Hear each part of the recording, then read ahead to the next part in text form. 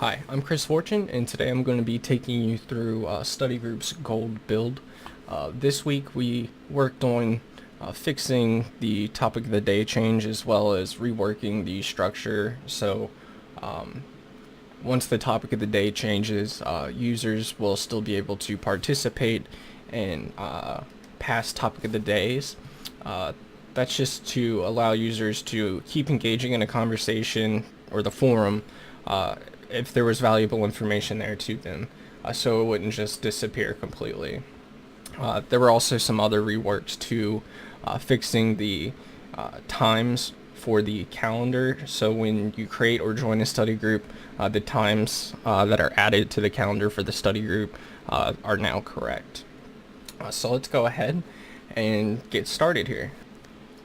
Okay, so let's go ahead and create an account here. So if we tap down there at the bottom to create an account, we can go ahead and select our picture here to assign. So let's go ahead and go to photos here. We'll choose a picture of my dog. Then we will go ahead and crop. Let's go ahead and fill out these fields here. Test. I'm going to leave the last name field empty real quick, and then we will go to the username here, test account, enter in an email of test@test.com, password of 123456, and we'll go ahead and verify that password again. So if the user was to leave a field empty here and they were to press create an account, that field would be highlighted, indicating that that user is required to fill out that field there. So we will go ahead and fill out that field so that way we are able to create our account. So let's go ahead and press create an account. As you can see, a progress bar is being displayed to let the user know that their account is being created. And as you can see, the account was created. Upon logging in or creating an account, the user is taken to the public flashcard screen. And then down here at the bottom, you will notice that there is an ad that's being displayed. This ad is indicating the ad size. The reason for that is we're not allowed to display actual ads in the application until the application is published on the Google Play Store. So once the application is published, these ads will be switched to display actual ads. But for now, we're displaying testing ads just to prevent our AdMob account from being suspended or permanently disabled from use. So let's go ahead and let me log out really quickly. If I go to log out, let me log into my account here. I'll enter in my password. From here, once the user logs in, they see the public flashcard screen. From here, the user can click on this drop-down menu and view the subjects for public flashcards. So if the user was to click on computer science, you would see the flashcard test named Android 101 with 3 questions and created by me. If we were in that test account, you would still see this because these tests are public. So that means all the users would see the tests in this list. So if we were to click on this test, we have the ability to take this test. So if we go ahead and we say take test, it'll take us to the testing screen. So from here, if we were to answer all these questions correctly, and we continue, and we say A2, and we say A3. Once the user has completed taking the test, they're displayed the results. So at the very top, this pie chart is displaying the correct versus wrong. There is a render bug here where it should be displaying the correct number as it's being displayed down here, but there's a render issue with the library that we're using here to display these pie charts. Down here, the answered versus skipped pie chart is displayed. This is where the user can see the number of questions they answered versus the number of questions that they skipped. Because we answered all the questions, it's just displaying answered with a 3. Down here, the percentage score is being displayed. So once the user has taken the test, the percentage score of their answers, so since we got all of our questions correct, we got 100%. Down here, below the percentage score, the user has displayed their questions that they answered correctly. So we did answer 1, 2, and 3 correctly, and we did not answer any of the questions wrong, so we have none over here to display. So if a user is taking a public flashcard test or a study group test, and they answer all of the questions correctly, meaning they got 100% on the test, they will be added to that test leaderboard. So if we were to go ahead and press this check mark, it will display the user's time that it took, their username, their profile picture, and the position on the leaderboard. And if they wanted to exit this leaderboard, they just click on this check mark, and that takes them out of there. So going into the study group map, from here, a user is able to create study groups using this add icon, as well as search for and view other study groups that have been created on this map here. Because there are no study groups that have been created, we will go ahead and create one here. Let's go ahead and create this information, fill out this information for the study group.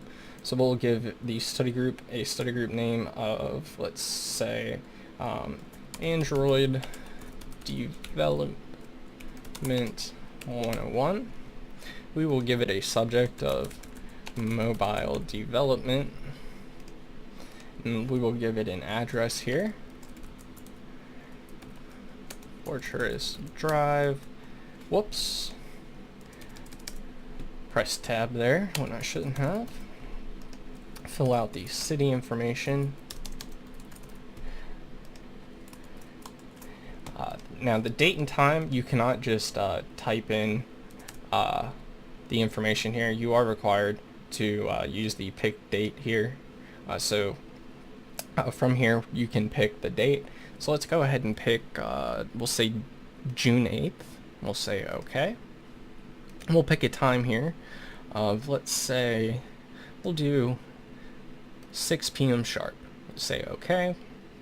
And let's go ahead and set this max attendees to just, we'll say 25. And we go ahead and we click save. Once the test is created, there is the study group screen that you're taken to. So this study group, it will be displaying the study group that you've just created. As you can see, my picture here it's black. I think that's because due to the fact that I was using a Google's photo that was downloaded, there's a weird render bug. But if you were to use like an actual image that's located on your device, this would display the profile image. So let me just go ahead and let me fix that really quickly. Let me go here and we'll edit this profile picture. We'll change it. We'll go here and let's see. Trying to think here. Let me use screenshots because I'm pretty sure these are located on my device.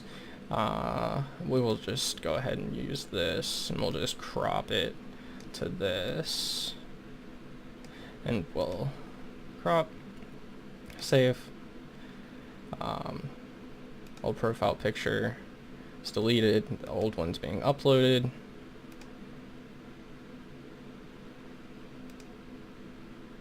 Yeah, okay, so as you can see, that fixed that issue. So using like a Google's photo with that download, it seems to produce a render bug there, but that can be fixed. So going back to the study group here, this is the study group that we created. So as you can see, it displays the attendees list, as well as the creator and the address and the flashcard test. Since there are no flashcard tests, there's no test to display. So let me go ahead and log out really quickly, and we will log back in with that test account, test.com. We will enter in the password that we created. Go ahead and log in. Really quickly, I'll go ahead and show you on this. You can also see that test that we just took. The testing account is able to see it. If we go to the study group map and we click here, you can see this is the study group that we just created on my account. So if we were to click on this info window, it would take us to the study group details screen, where from here it displays a more closer up view of the map, so the study group location. From here they could click on this and get directions to the study group if they would like. Here at the top it's displaying the address as well as the subject, excuse me, the max attendees count, the date, the time, and the creator, and the current attendees. So if we go ahead and we join this study group, it takes us to that study group screen here, and we have been added to the attendees list. So let me go ahead and log back out here. Let me log back into my account. Log in. We'll go back to the study group here. Let's go ahead and create this flashcard test. So in here, we'll just go ahead and say Android. We'll call it Android Basics. Excuse me. We'll say we'll give it a flashcard count of 4 here, and we will continue. So upon creating that test, it takes you directly to the test questions, where from there you are able to create the questions for the test. Since there are none to display currently, so we'll go ahead and add those by clicking on that add icon up there.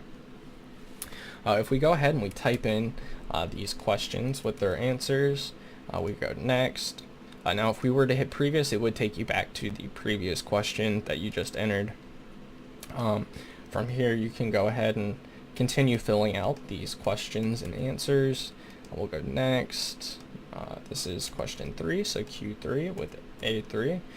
Next question, Q4 with A4. Now because we set our question count to 4, if we were to press next question, it would not take you to question 5. Because we set our max to 4, it will not go past that 4. So if we go ahead and we view our questions list, you can see the questions that we created are now being displayed here. So if you were to go ahead and say you wanted to edit a question, you could go in here and edit this. We'll give that Q100 just so you can see these the edit in the list. As you can see, the changes are saved to that question. So if we were to go back to that study group, from here, if you were to long press on it, you have the ability to edit that test, which would take you into the questions list. So as you can see, it takes you there to the questions. If you were to just click on it, you have the ability to take the test.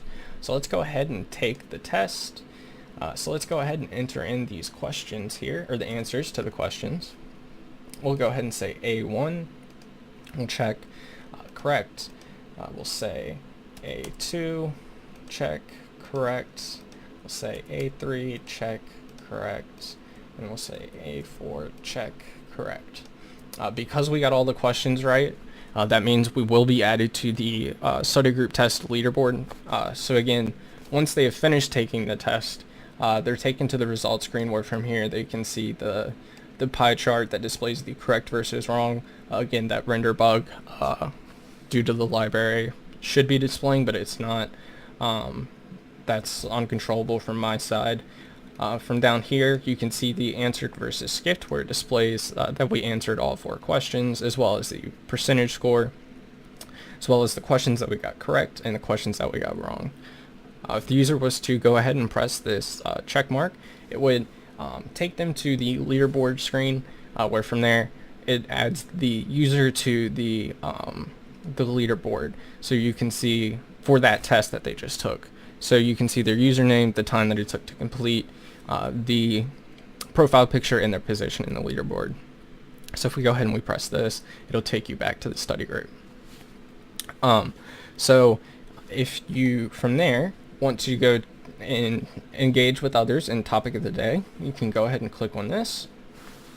So as you can see, this is a duplicate. Like, this is displaying the same thing up here. This is because I just added a archive topic of the day, just to show you that the users are able to go back to the previous topics. So if, say, since today is Saturday, tomorrow being Sunday, this would be displaying a different topic.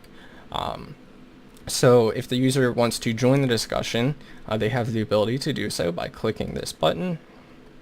Since there are no messages currently in the topic of the day, we'll go ahead and send one, and we'll just say hello world, and we will send it. So as you can see from here, the message is now being displayed. We'll just go ahead and send another one. We'll just say how are you. We'll send it.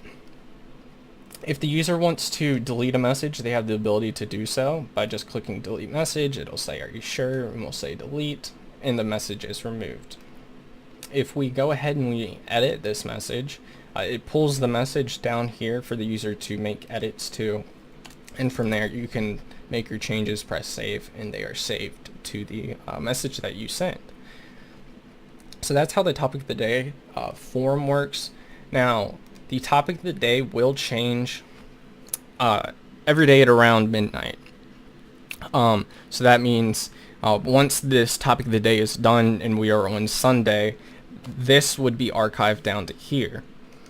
So from here, the users can still engage in those topic of the days that were from the past.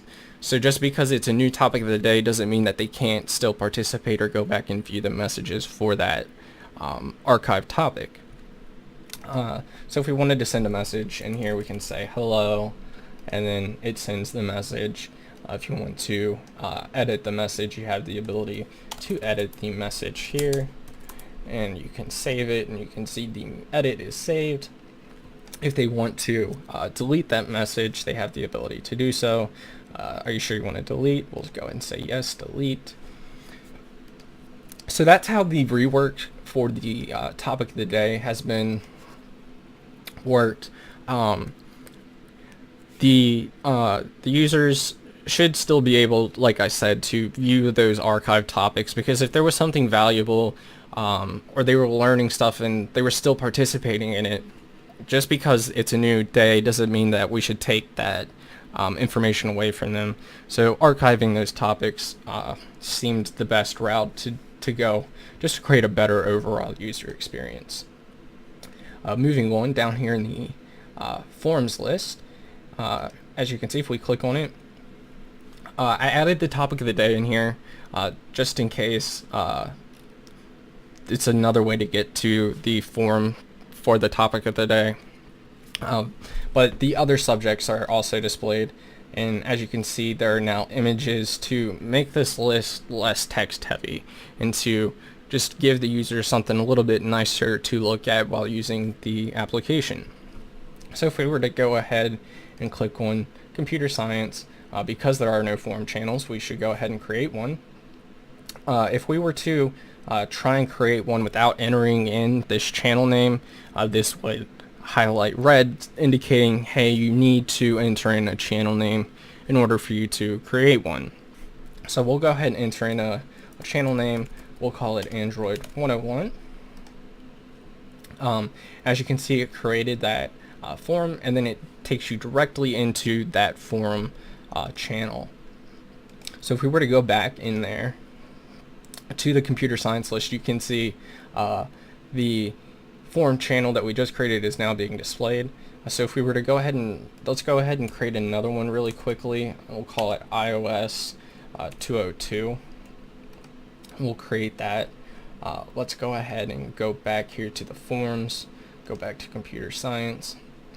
There is the search bar up here, so if they want to search for forum channels that have been created and there's a mass list and they don't want to have to just keep scrolling and scrolling to see if there's something that pertains to what they want to talk about, so they can decide if they can join it, if there's one that's already created, and join the conversation, or if they have to create a channel.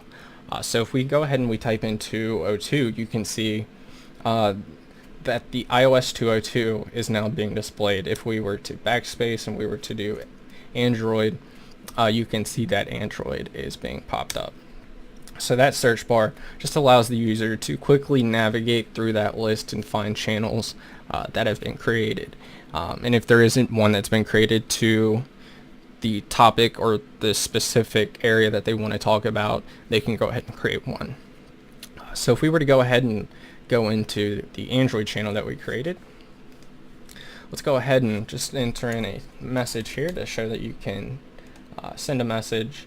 Again, the user has the ability to edit that message and save that edit. As you can see, the changes that they made are saved to the message that they sent.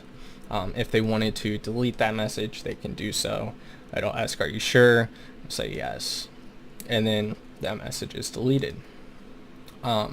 So if we were to go ahead and we'll just send a message here, and if we now that message didn't send due to the fact that I pressed the wrong button there.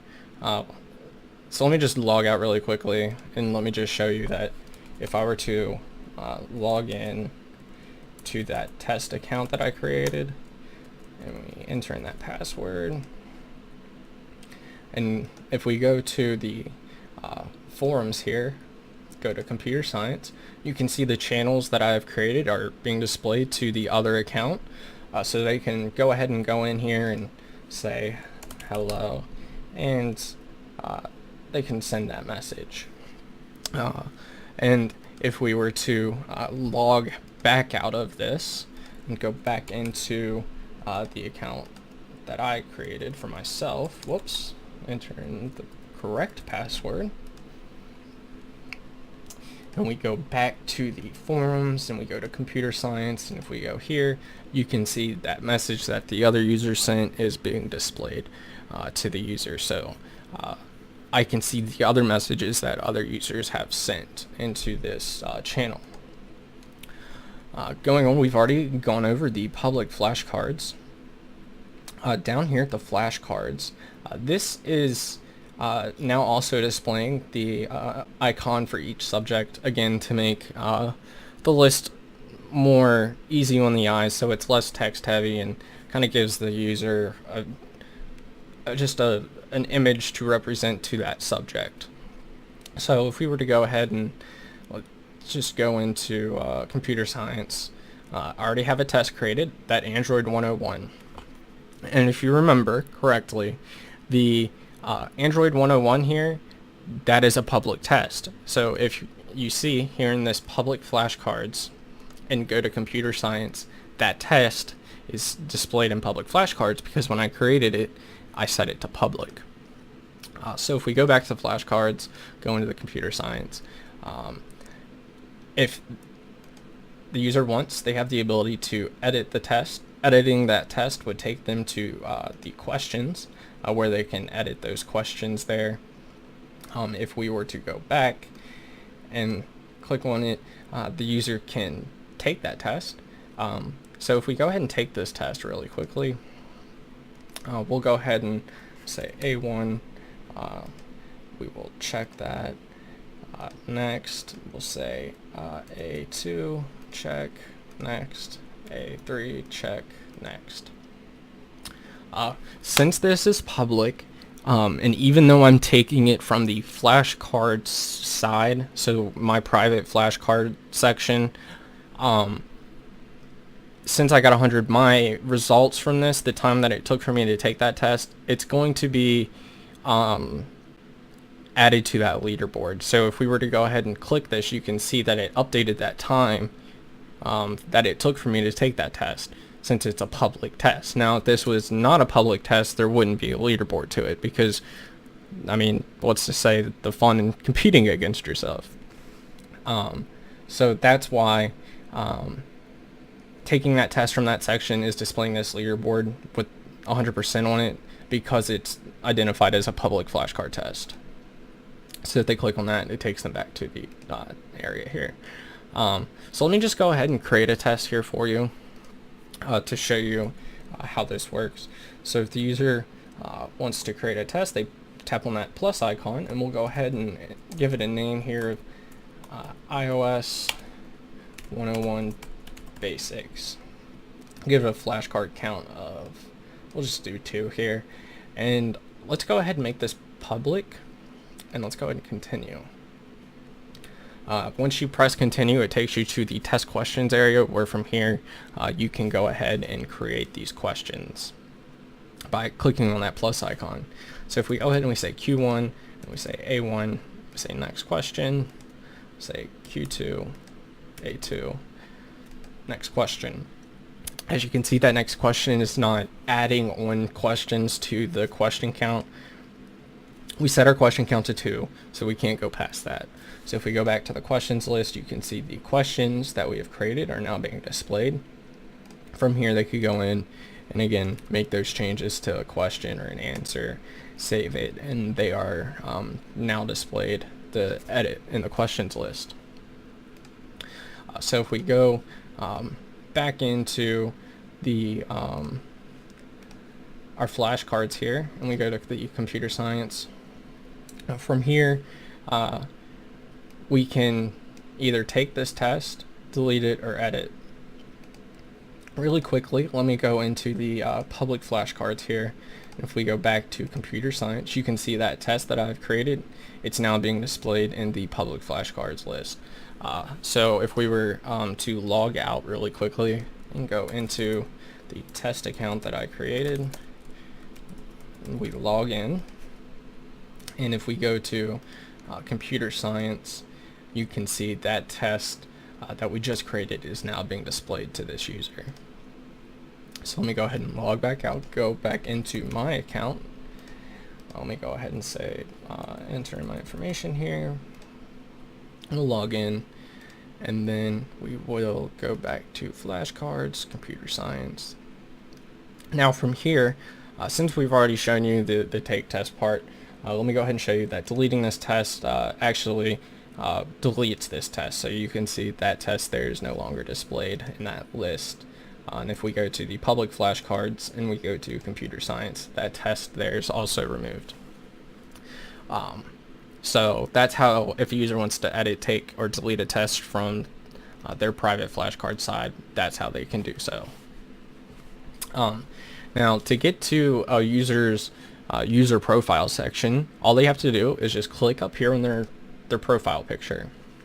Now from there, it will display their profile picture, their first, last name, the email that's associated with their account, the overall flashcard test that they have created, as well as the flashcards, like the questions, the test overall. So it'll go through each test and it'll get like all the questions that you have created from each test and just add them up and display that overall count here. This will display your study groups attended. So like if we were to go here, we were to leave that study group, and we go back to our profile, you can see we have attended 1 study group. So here in our past study groups, it will display that study group that we just left, and it will also display the creator profile picture, the creator's username, the address of the study group, and the attendees from that study group. Going back to our profile, from here, this will display the flashcard test that you've taken. So if you click on this, this will display the test name and the time that you took the test. And if you were to click on it, it will display the results of that test to you. So this is a test that I took previously, and it will display as you can see, the correct versus wrong. If you answered questions wrong and correct, it will update that chart to add that second part to the pie chart. And again, there's that render bug that won't display these numbers here, and again, that's out of my control. Hopefully that library is fixed or updated soon, so that will handle or fix that issue there. From here, you can see the answered and the skipped. It displays that we answered 1 question, we skipped 2 questions. Because we skipped 2 questions, that adds those questions to the wrong list, because if you skip it, you didn't get it right, you got it wrong. So As you can see, it displays the numbers that we didn't get right, and it displays the questions that we did get right. From here, you can also see the percentage score. So if we go back to our profile, if a user wants to make edits to their profile, clicking on this pencil icon up here at the top allows the user to go in and make changes to their profile. So say if you wanted to just change your first name to Christopher here, and say we left all this here blank, and if we go ahead and we press save, it only requires you to fill out, so what you fill out is what it updates. If it's not filled out, it's not going to require you to fill out that rest of the information. So that's to create a better overall user experience, so the user's not frustrated with saying, man, I only want to change my name, but all this has to be filled out. So because of that, that just creates a better user experience and keeps the user from being frustrated from the experience. So if we were to go back, as you can see throughout this entire use of this application, these ads have been being displayed. That's because my account is not set to a premium account. So when I click on this Google Pay button, the screen's going to go black. Excuse me. And that's because it's going to display personal credit and debit card information of mine, and I don't want that being displayed. So just keep in mind, when you actually use this, it will display the payment for you to upgrade your account to premium. So when I click on this, it will display the Google Pay information, where from there you can press continue, and it creates your account to a premium account. So if we were to go back to the study group map, there's no ad. If we were to go to public flashcards, there's no ad. That's because we went premium. Now, another feature with going premium is when you're creating a flashcard test, by default, there's a limit of the amount of tests that you can create. And there's also a limit to the amount of questions that you can create. If you remember correctly, from the past, when I was creating a test, the limit to the questions was 25. So as you can see now, because our account is now premium and there's no ads being displayed, that also means we can create more questions to a test. So we're not limited to 25 questions. You're now able to create 50 questions to a flashcard test. And that's just to add more value to the reason for you to upgrade to premium, and it's not just for getting rid of ads, it's also allowing you to create more within the application. So if you remember correctly, when I created that study group before, and we set the study group time to be at 6 o'clock. If we were to go in here to the calendar, as you can see, when we created that study group, it adds the study group here to your calendar. So that's an awesome way of reminding the user, hey, you join the study group and the study group starts at 6 p.m. Don't forget about this. That was just a feature that we thought really should be implemented due to the fact that the study groups are based on a date and a time, and they're meant for you to actually go to that physical location and meet these users and study with them. So that's why we added that calendar feature to the study groups. So if we were to log out really quickly and say we forgot our password, in here, if you enter in your account email, like the email that's associated with your account, let me go ahead and pull up my email really quickly, and let me go ahead and send this email. It'll say, hey, we sent an email, go ahead and check your email for a reset link. So if we say okay, let me refresh my email really quickly, and let me pull this up over here for you to see.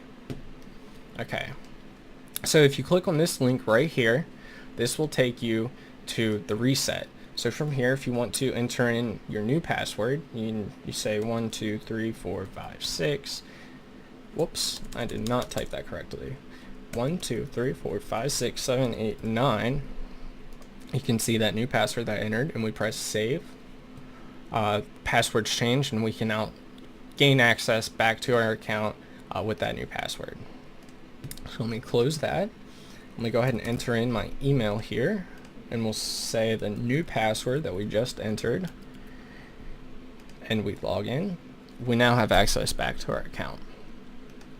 So that's been an overview of the changes in the gold build of Study Group. I thank you for tuning in and participating along this development process, and I hope you enjoyed, and I hope you have a great day.